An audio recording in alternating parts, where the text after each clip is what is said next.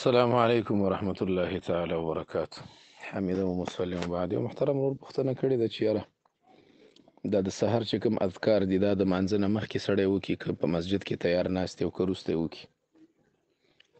جناب محترمه دې کې د دې ذکر او اذکارو باره کې چې کوم د رسول الله صلی الله علیه وسلم نه ثابت اذکار دي د هغې باره کې یو ناشنا عالم یو کتاب لیکلی او ډېر خوندور کتاب دی. د کتاب نوم یې دی فقه الادعیة والاذکار.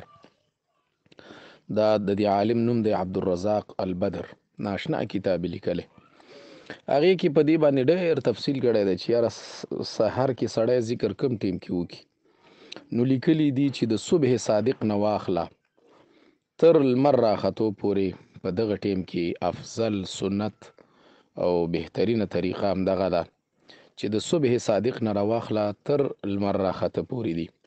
اگر چې آخره کې تحقیق په دې باندې کړی چې رسول الله صلی الله علیه وسلم نه چې څومره اذکار ثابت دي هغه د فرض مانځه نه وروسته دي، چونکې رسول الله صلی الله علیه وسلم به راپاڅېده د شپې په آخري حصه کې، نو دا د شپې ټوله حصه به رسول الله صلی الله علیه وسلم رڼا کړه، نو چې رڼا به یعنی مطلب ویښ به عبادت باندې به یې رڼا کړه.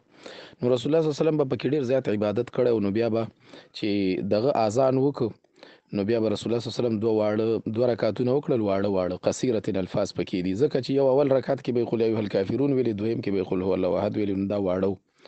حالانکې نور خو به رسول الله ډېر اوږده رکعتونه کول، نو دې ته یې دا لنډ په دې وجه ویلي چې سورتونه پکې واړه دي، د وینا په اعتبار ثواب یې ډېر دی.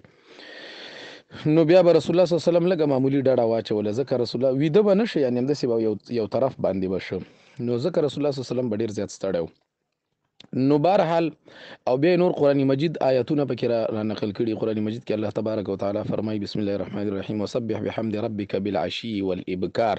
نو هلته یې لیکلي وایي ابکار اول النهار ته وایي، د ورځې اوله حصه. نو د ورځې اوله حصه همغه صبح صادق ته چې مؤذن صاحب اذان پکې وکړي. نو بالکل که سړی اوزګاري او سنت یې کړي وي او ناست وي بهترین ټیم یې دی، بالکل دا سړی پکې د مانځه نه مخکې هم ذکر کوی شي او د مانځه نه وروسته هم کوی شي.